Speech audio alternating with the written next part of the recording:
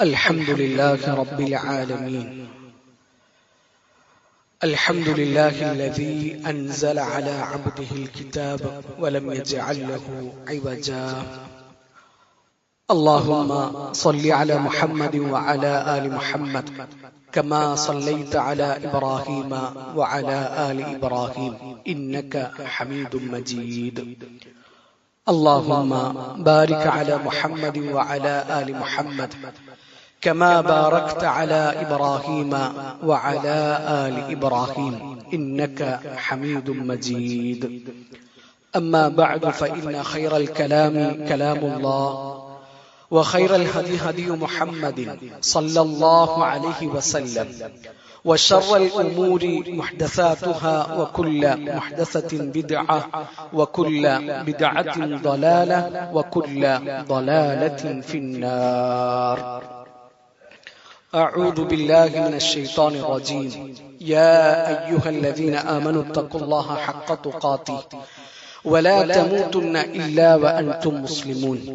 يا أيها الذين آمنوا اتقوا الله وقولوا قولا سديدا يصلح لكم أعمالكم ويغفر لكم ذنوبكم ومن يطع الله ورسوله فقد فاز فوزا عظيما.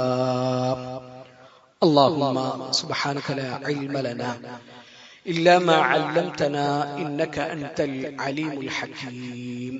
رب اشرح لي صدري ويسر لي أمري واحلل عقدة من لساني يفقه قولي. അല്ലാഹുവിന്റെ മാർഗത്തിൽ ഞാൻ ഏറെ സ്നേഹിക്കുന്ന സഹോദരങ്ങളെ, സഹോദരിമാരെ, ജീവിതത്തിന്റെ മുഴുവൻ മേഖലകളിലും അള്ളാഹുവിന്റെ വിധിവിലക്കുകളും അള്ളാഹുവിന്റെ റസൂൽ സല്ലല്ലാഹു അലൈഹി വസല്ലമയുടെ സുന്നത്തും മുറുകെ പിടിച്ചുകൊണ്ട് ജീവിക്കണേ എന്ന് ഓർമ്മപ്പെടുത്തുകയാണ്, ഉണർത്തുകയാണ്. അള്ളാഹു നമ്മളെല്ലാവരെയും അതിന് സഹായിക്കട്ടെ. 3 വർഷം നീണ്ടുനിന്ന രഹസ്യ പ്രബോധനം, അത് പരസ്യമാക്കാനുള്ള കൽപ്പന മുഹമ്മദ് നബി സല്ലല്ലാഹു അലൈഹി വസല്ലമക്ക് കിട്ടി. അള്ളാഹു കൽപ്പിച്ച ഏറ്റവും വലിയ നന്മ തൗഹീദാണ്. ആ നന്മ മുഹമ്മദ് നബി സല്ലല്ലാഹു അലൈഹി വസല്ലമ ഉച്ചത്തിൽ പ്രഖ്യാപിച്ചു. നാട്ടില് പൊട്ടലും ചീറ്റലൊക്കെ ഉണ്ടായി. മക്കക്കാരുടെ പ്രിയങ്കരനായ മുഹമ്മദ് പിന്നെ കള്ളനായി, ഭ്രാന്തനായി, മാരണക്കാരനായി. നാട്ടുകാർക്ക് ഇഷ്ടപ്പെടുമോ ഇല്ലേ എന്ന് നോക്കിയിട്ട് അള്ളാഹുവിന്റെ റസൂൽ സല്ലല്ലാഹു അലൈഹി വസല്ലമ ആദർശം ഒരിക്കലും മറച്ചു വെച്ചില്ല. മക്കയിൽ ഇസ്ലാം വളർന്നു. ആ ദീനിലേക്ക് ആളുകൾ വന്നു തുടങ്ങി. ഒടുവിൽ മക്കക്കാര് നബി സല്ലല്ലാഹു അലൈഹി വസല്ലമയുടെ അടുത്ത് വന്നിട്ട് ഒരു അഡ്ജസ്റ്റ്മെന്റ് ആവശ്യപ്പെടുകയാണ്. മുഹമ്മദെ, നമ്മള് ഒരേ നാട്ടുകാരാണ്, മക്കക്കാരാണ്, ഖുറൈശികളാണ്. നമുക്കിടയിൽ ഒരു പിണക്കവും തർക്കവും വേണ്ട. 1 വർഷം നീ ഞങ്ങളുടെ ഇലാഹുകളെ ആരാധിക്കുക, ലാത്തയെയും ഉസ്സയെയും ഒക്കെ ആരാധിക്കുക. അടുത്ത വർഷം ഞങ്ങൾ നിന്റെ അള്ളാഹുവിനെയും ആരാധിക്കാം. അങ്ങനത്തെ ഒരു ഡീലാണ് മക്കയിലെ പ്രമാണിമാര് അള്ളാഹുവിന്റെ റസൂൽ സല്ലല്ലാഹു അലൈഹി വസല്ലമയുടെ മുമ്പിൽ വെച്ചത്. 7 ആകാശങ്ങൾക്കപ്പുറത്തു നിന്ന് നല്ല കനമുള്ള ഭാരമുള്ള ഖുർആനിന്റെ ആയത്തുകൾ ഇറങ്ങി. ഖുൽ യാ അയ്യുഹൽ കാഫിറൂൻ ലാ അഅ്ബുദു മാ തഅ്ബുദൂൻ വലാ അൻതും ആബിദൂന മാ അഅ്ബുദു വലാ അന ആബിദും മാ അബദ്തും വലാ അൻതും ആബിദൂന മാ അഅ്ബുദു ലക്കും ദീനുക്കും വലിയ ദീൻ. എത്ര ഘനഗംഭീരമാണ് ആ 6 ആയത്തുകളെന്ന് നമ്മൾ ആലോചിക്കുക. നിങ്ങൾക്ക് നിങ്ങളുടെ ദീൻ, എനിക്ക് എന്റെ ദീൻ. ദീനിന്റെ കാര്യത്തിൽ ഒരു വിട്ടുവീഴ്ചയില്ല. തൗഹീദിന്റെ വിഷയത്തിൽ അഡ്ജസ്റ്റ്മെന്റ് ഇല്ല. അത് ഉറച്ച നിലപാടാണ്. അള്ളാഹുവിന്റെ മുന്നിൽ മാത്രമേ ഞങ്ങൾ തല കുനിക്കുകയുള്ളൂ. ഞങ്ങളുടെ റബ്ബിന്റെ മുന്നിൽ മാത്രമേ ഞങ്ങൾ സുജൂദ് ചെയ്യുകയുള്ളൂ. അവങ്കലിലേക്ക് മാത്രമേ ഞങ്ങളുടെ കൈകൾ ഉയരുകയുള്ളൂ. കരയിലായാലും കടലിലായാലും ആകാശത്തായാലും എവിടെ വെച്ചായാലും ഞങ്ങൾ അല്ലാഹുവിനെ മാത്രമേ വിളിക്കുകയുള്ളൂ. ഞങ്ങൾക്ക് എന്തെങ്കിലും ചോദിക്കാനുണ്ടെങ്കിൽ ഇദാ സഅൽത ഫസ്അലില്ലാഹ് വഇദാ ഇസ്തഅൻത ഫസ്തഇൻ ബില്ലാഹ്, അല്ലാഹുവിനോട് ഞങ്ങൾ ചോദിക്കോളൂ. എന്തെങ്കിലും സഹായം ആവശ്യമുണ്ടെങ്കിൽ ആ സഹായം ഞങ്ങൾ ഞങ്ങളുടെ റബ്ബിനോട് തേടുകയുള്ളൂ. എത്ര സുന്ദരമാണ് തൗഹീദ് എന്ന് നമ്മൾ ആലോചിക്കുക.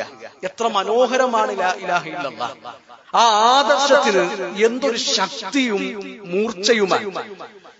തൗഹീദ് ഒരു മനുഷ്യന് നൽകുന്ന സമാധാനവും ശാന്തിയും നിർഭയത്വവും അത് എത്ര വലുതാണ് എന്ന് നമ്മൾ ആലോചിക്കുക. ഈ ഹജ്ജിന്റെ തൽബിയത്ത് നമ്മൾ ശ്രദ്ധിച്ചിട്ടില്ലേ? കറകളഞ്ഞ തൗഹീദല്ലേ ഓരോ ഹാജിയും പ്രഖ്യാപിക്കുന്നത്. ലബ്ബൈക അല്ലാഹുമ്മ ലബ്ബൈക ലബ്ബൈക ലാ ശരീക ലക ലബ്ബൈക ഇന്നൽ ഹംദ വന്നിഅമത ലക വൽ മുൽക് ലാ ശരീക ലക. അത് ആവർത്തിച്ച് പറഞ്ഞുകൊണ്ടേയിരിക്കാൻ. അല്ലാഹുവേ, നീ ഏകനാണ്, നിനക്ക് പങ്കുകാരില്ല, നിന്റെ കൂടെ ഒരാളെയും ഞാൻ പങ്കു ചേർക്കുകയില്ല. അള്ളാഹുവിന് അവകാശപ്പെട്ടത് അള്ളാഹുവിന് മാത്രമേ വകവെച്ചു കൊടുക്കാൻ പറ്റൂ. അത് വേറൊരാൾക്ക് കൊടുക്കാൻ പറ്റൂല.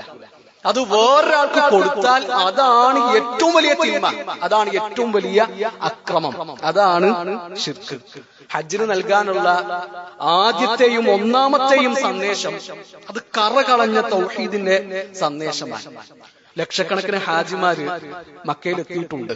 നമ്മുടെ നാട്ടിൽ നിന്നും നമ്മുടെ സഹോദരങ്ങളും കുടുംബക്കാരും കൂട്ടുകാരും ഒക്കെ നബി സല്ലല്ലാഹു അലൈഹി വസല്ലമയുടെ നാട്ടിലെത്തിയിട്ടുണ്ട്. അല്ലാഹുവിന്റെ റസൂൽ സല്ലല്ലാഹു അലൈഹി വസല്ലം പറഞ്ഞു, അൽ ഹജ്ജുൽ മബ്റൂർ ലൈസ ലഹു ജസാഉൻ ഇല്ലൽ ജന്ന. സ്വീകാര്യോഗ്യമായ ഹജ്ജിനുള്ള പ്രതിഫലം, കൂലി അത് സ്വർഗമല്ലാതെ മറ്റൊന്നുമല്ല. അപ്പൊ ഹജ്ജ് എന്ന് പറഞ്ഞ വലിയ സൗഭാഗ്യമാണ്. ഓരോ മുസ്ലിമും അവന്റെ ഹൃദയത്തിൽ താലോലിച്ചു കൊണ്ട് നടക്കുന്ന കിനാവാണ്. നമ്മൾ പ്രാർത്ഥിക്കുക, ഉള്ളുരുകി പ്രാർത്ഥിക്കുക, അല്ലാഹു നമ്മളെയൊക്കെ ആ കഅബയുടെ ചാരത്ത് എത്തിക്കട്ടെ. ഹജ്ജിന് നൽകാനുള്ള 5 സന്ദേശങ്ങളാണ് ഇന്നത്തെ ഖുത്ബയിൽ ഉണർത്താൻ ആഗ്രഹിക്കുന്നത്. ഒന്നാമത്തെ സന്ദേശം അത് തൗഹീദിന്റെ സന്ദേശം തന്നെയാണ്. അതാണ് നമ്മുടെ ദീനിന്റെ അടിസ്ഥാനം. ഏതൊരു ഇബാദത്തിന്റെയും കാതല് തൗഹീദ് തന്നെയാണ്. ആ തൗഹീദിൽ അടിയുറച്ചു നിൽക്കാൻ അല്ലാഹു നമ്മളെല്ലാവരെയും അനുഗ്രഹിക്കട്ടെ. പ്രിയപ്പെട്ടവരെ, ഹജ്ജിന് നൽകാനുള്ള രണ്ടാമത്തെ സന്ദേശം നമ്മൾ ഒന്നാണ്. കറുത്തവനെന്നോ വെളുത്തവനെന്നോ ഉള്ള മാറ്റം അള്ളാഹുവിന്റെ അടുക്കലില്ല. അറബി എന്നോ അനറബി എന്നോ ഉള്ള വ്യത്യാസം അള്ളാഹുവിന്റെ അടുക്കലുള്ള. തഖ്വയാണ് അടിത്തറ, തഖ്വയാണ് അടിസ്ഥാനം. യാ അയ്യുഹന്നാസ് ഇന്നാ ഖലഖനാകും മിൻ ദക്കറിൻ വ ഉൻസാ വജഅൽനാകും ശുഊബൻ വ ഖബായില ലിതആറഫു ഇന്ന അക്രമകും ഇൻദല്ലാഹി അത്ഖാകും. എത്ര മനോഹരമാണ് ആ സന്ദേശം. നിങ്ങൾ എല്ലാവരും ഒരു ആണിൽ നിന്നും പെണ്ണിൽ നിന്നുമുള്ളവരാണ്. ആദമിന്റെയും ഹവ്വയുടെയും മക്കളാണ്. നിങ്ങളെ ഗോത്രങ്ങളാക്കിയത്, പല ഭാഷകൾ സംസാരിക്കുന്ന വേറെ വേറെ നാട്ടുകാരാക്കിയത് നിങ്ങളെ തിരിച്ചറിയാൻ വേണ്ടിയിട്ടാണ്. ഇപ്പൊ ഹജ്ജിന് മക്കയിലെത്തുന്ന മനുഷ്യന്മാര് പല ദേശക്കാരാണ്, പല വർണ്ണങ്ങളിലുള്ളവരാണ്, പല ഭാഷകൾ സംസാരിക്കുന്നവരാണ്. പക്ഷേ അവരുടെ ലക്ഷ്യം ഒന്നാണ്. അവരെത്തിയിട്ടുള്ളത് അള്ളാഹുവിന്റെ അടുക്കൽ നിന്നുള്ള പാപമോചനം തേടിയിട്ടാണ്. അവർ കിനാവ് കാണുന്നത് റബ്ബൊരുക്കിയിട്ടുള്ള സ്വർഗമാണ്. അവരെല്ലാവരും ഉടുത്തിട്ടുള്ളത് 2 കഷ്ണം ഇഹ്റാമിന്റെ തുണികളാണ്. ഹജ്ജത്തുൽ വിദാഇൽ വെച്ചിട്ട് നബി സല്ലല്ലാഹു അലൈഹി വസല്ലം നടത്തിയ പ്രസംഗം അതെത്ര മനോഹരമാണ്.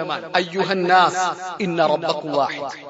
അല്ലയോ മനുഷ്യരെ, നിങ്ങളുടെ റബ്ബ് ഏകനായ റബ്ബാണ്. അലാ ലാ ഫദ്ല ലി അറബിയ്യിൻ അലാ അജമിയ്യിൻ. ഒരു അറബിക്കും അനറബിയെക്കാളും ഒരു ശ്രേഷ്ഠതയുമില്ല. വലാ ലി അജമിയ്യിൻ അലാ അറബിയ്യിൻ. ഒരു അനറബിക്കും അറബിയെക്കാളും ശ്രേഷ്ഠതയില്ല.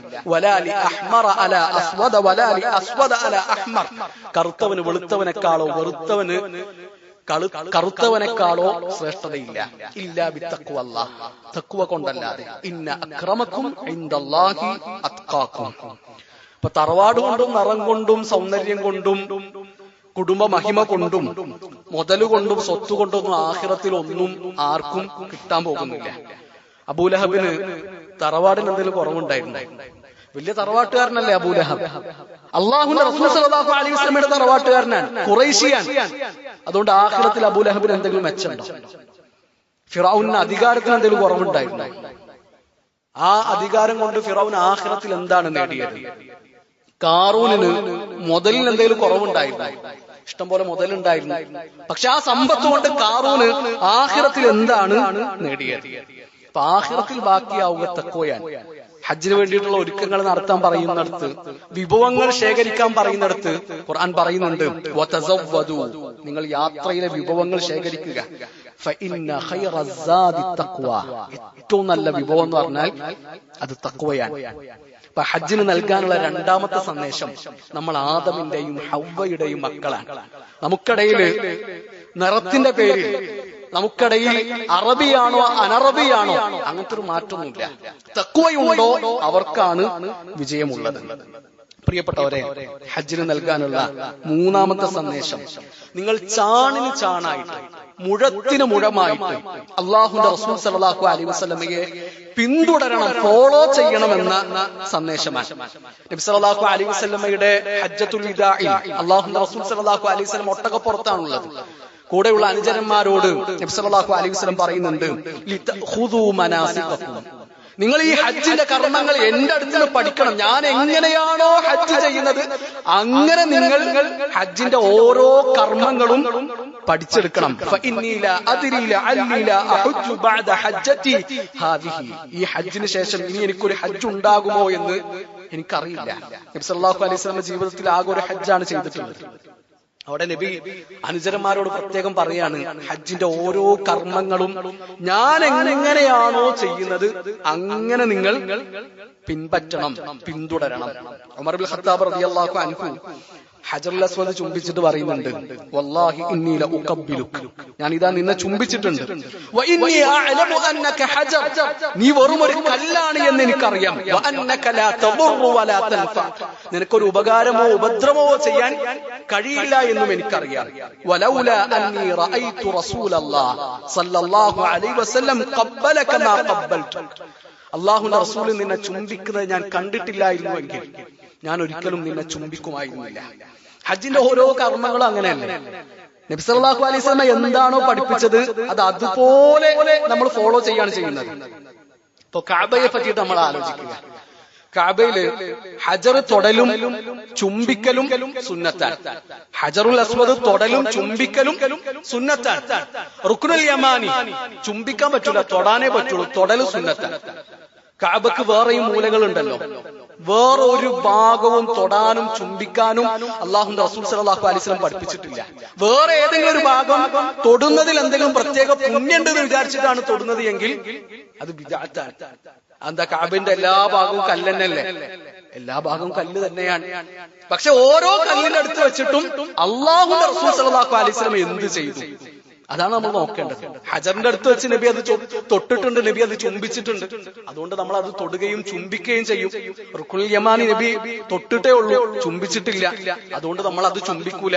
കഅബയുടെ വേറൊരു ഭാഗവും തൊടാൻ അല്ലാഹുവിന്റെ റസൂൽ സല്ലല്ലാഹു അലൈഹി വസല്ലമയുടെ മാതൃക നമുക്കില്ല. ഇപ്പൊ തവാഫിന്റെ എണ്ണം നോക്കുക. നമ്മൾ 7 തവാഫാണ് ഓരോരുത്തരും ഹജ്ജിന്റെ ഭാഗമായിട്ട് ചെയ്യുന്നത്, ഉംറയുടെ ഭാഗമായിട്ട് ചെയ്യുന്നത്.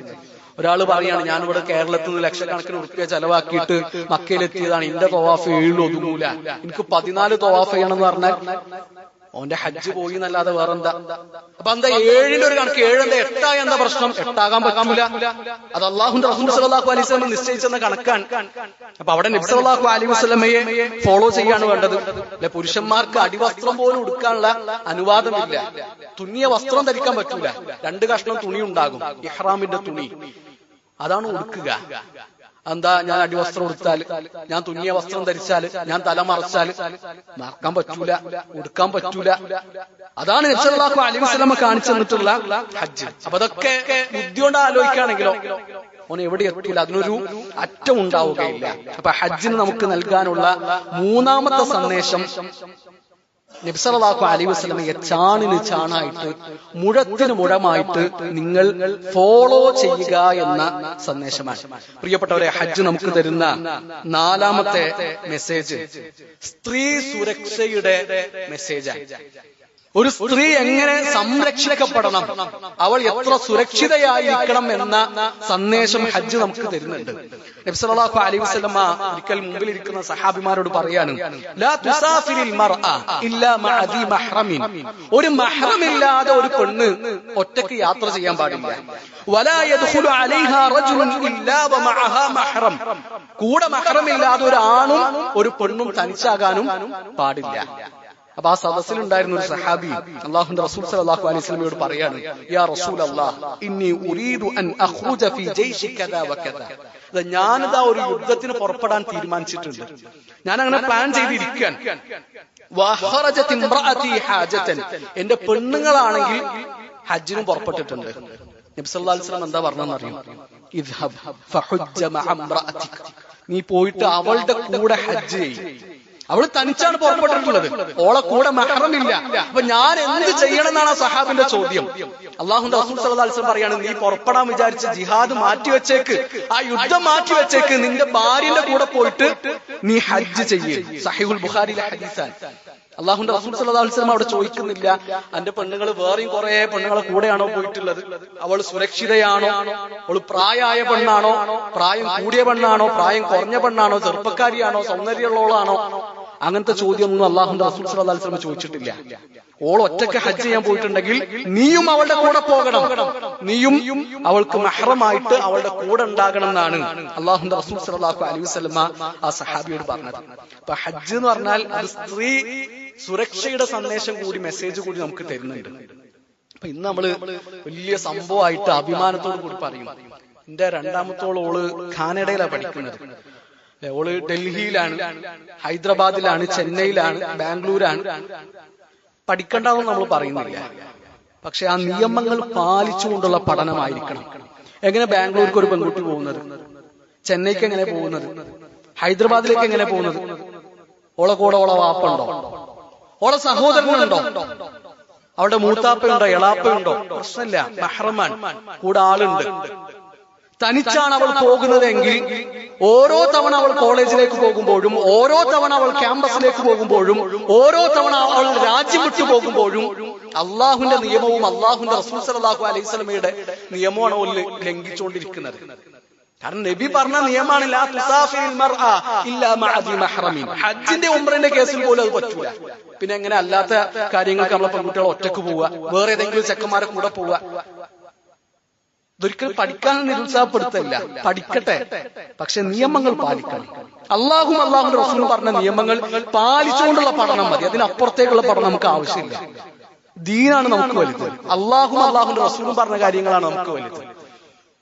ഇത് മനുഷ്യന്റെ ചിന്തയും വികാരവും മനസ്സൊക്കെ അറിയുന്ന അള്ളാഹുവിന്റെ നിയമങ്ങളാണ്. ആ നിയമങ്ങൾ തെറ്റുകയില്ല, അത് പഴക്കുകയില്ല. ഇപ്പൊ ദൂരനാടുകൾ, ഞാൻ എല്ലാ പാരന്റ്സിനെയും വിദ്യാർത്ഥികളെയും എല്ലാം കുറ്റപ്പെടുത്തുന്നത്, ദൂരനാടുകളിലൊക്കെ പഠിക്കുന്ന പല പെൺകുട്ടികളുടെയും യാത്ര ഒരു തവണ ട്രെയിനിൽ അവരെങ്ങനെയാണ് യാത്ര ചെയ്യുന്നത് എന്ന് ഒരു തവണ ഓളെ വാപ്പയും ഉമ്മയും കണ്ടാല് പിന്നെ ഓളെ പോരേന്ന് പുറത്തിറക്കൂല. ആ ജാതി കോലത്തിലാണ് ഒരുപാട് ആൾക്കാർ, എല്ലാവരും അല്ല. അപ്പൊ അത് വളരെ ഗൗരവത്തിൽ നമ്മൾ കാണേണ്ട ഒരു സംഗതിയാണ്. ഹജ്ജ് സ്ത്രീ സുരക്ഷയുടെ ഒരു സന്ദേശം കൂടി നമുക്ക് തരുന്നുണ്ട്. അള്ളാഹു ദീനിന്റെ നിയമങ്ങൾ മുറുകെ പിടിക്കുന്നവരുടെ കൂട്ടത്തിൽ നമ്മളെല്ലാവരെയും ഉൾപ്പെടുത്തട്ടെ. പ്രിയപ്പെട്ടവരെ, ഹജ്ജിന് നമുക്ക് നൽകാനുള്ള അഞ്ചാമത്തെ സന്ദേശം, ഹജ്ജ് നമുക്ക് തരുന്ന അഞ്ചാമത്തെ മെസ്സേജ്, ഇബ്രാഹിം നബി അലൈഹി സ്വലാത്തു വസ്സലാമയും കുടുംബവും നടന്ന വഴികളിലൂടെ നിങ്ങൾ നടക്കണമെന്ന സന്ദേശമാണ്. ഹജ്ജിൽ മുഴുവൻ നിറഞ്ഞു നിൽക്കുന്നത് ഇബ്രാഹിമി കുടുംബത്തിന്റെ ഓർമ്മകളാണ്. സംസം എന്താ നമ്മളോട് പറയുന്നത്? മക്ക എന്ന മരുമണ്ണിൽ തനിച്ചായി പോയ ഒരു ഉമ്മയുടെയും മകന്റെയും കഥയാണ്. ഹാജറിന്റെയും ഇസ്മായിലിന്റെയും ചരിത്രമാണ് സംസം നമ്മളോട് വിളിച്ചോതുന്നത്. സഫക്കും മർവക്കും ഇടയിലുള്ള സഈ നമ്മളോട് പറയുന്നത് ഒരു ഉമ്മയുടെ മനസ്സിന്റെ നൊമ്പരവും നോവും വേദനയുമാണ്. ഹാജർ റളിയല്ലാഹു അൻഹയുടെ ചരിത്രമാണ് സഈ നമ്മളോട് പറയുന്നത്. കഅബാലയം നമ്മളോട് പറയുന്നത് അള്ളാഹുവിന് കീഴൊതുങ്ങിയ ഇബ്രാഹിം നബി അലൈഹി സ്വലാത്തു വസ്സലാമയുടെയും ഇസ്മായിൽ നബിയുടെയും ചരിത്രമാണ്. മിന നമ്മളോട് പറയുന്നത് അള്ളാഹുവിന്റെ കൽപ്പന അനുസരിച്ച് സ്വന്തം മകനെ അറുക്കാൻ കൊണ്ടുപോകുന്ന ഇബ്രാഹിം നബി അലൈഹി സ്വലാത്തു വസ്സലാമയുടെയും ആ കൽപ്പന അനുസരിക്കാൻ ഒട്ടും മടി കാണിക്കാത്ത ഇസ്മായിൽ നബി അലൈഹി സ്വലാത്തു വസ്സലാമയുടെയും ചരിത്രമാണ്. ആ കുടുംബത്തെ നമ്മൾ എത്രയാണ് ഓരോ ദിവസവും ഓർത്തുകൊണ്ടിരിക്കുന്നത്. 5 നേരത്തെ നിസ്കാരങ്ങളിൽ ആ കുടുംബത്തെ നമ്മൾ ഓർത്തുകൊണ്ടേയിരിക്കുന്നു. അല്ലാഹുമ്മ സല്ലി അലാ മുഹമ്മദ് വഅലാ ആലി മുഹമ്മദ് കമാ സല്ലൈത അലാ ഇബ്രാഹിം വഅലാ ആലി ഇബ്രാഹിം ഇന്നക ഹമീദും മജീദ്. അല്ലാഹുമ്മ ബാരിക് അലാ മുഹമ്മദ് വഅലാ ആലി മുഹമ്മദ് കമാ ബാരക്ത അലാ ഇബ്രാഹിം വഅലാ ആലി ഇബ്രാഹിം ഇന്നക ഹമീദും മജീദ്. മുഹമ്മദ് നബി സല്ലല്ലാഹു അലൈഹി വസല്ലമയോട് പോലും അള്ളാഹു കൽപ്പിച്ചിട്ടുള്ളത് ആ ഇബ്രാഹിം നബി അലൈഹി സ്വലാത്തു വസ്സലാമയുടെ സരണിയും മാർഗവും പിൻപറ്റാനാണ്. ആ ഇബ്രാഹിം നബി അലൈഹി സ്വലാത്തു വസ്സലാമയുടെയും കുടുംബത്തിന്റെയും ത്യാഗ സമ്പൂർണമായ ഓർമ്മകളാണ് ഹജ്ജ് നമുക്ക് പകർന്നു തരുന്നത്. അള്ളാഹു മില്ലത്ത് ഇബ്രാഹിം മുറുകെ പിടിച്ച് ഇബ്രാഹിം നബി അലൈഹി സ്വലാത്തു വസ്സലാമയുടെ കാലടിപ്പാടുകൾ പിന്തുടർന്ന് മുന്നോട്ട് സഞ്ചരിക്കുന്നവരുടെ കൂട്ടത്തിൽ നമ്മളെല്ലാവരെയും ഉൾപ്പെടുത്തട്ടെ.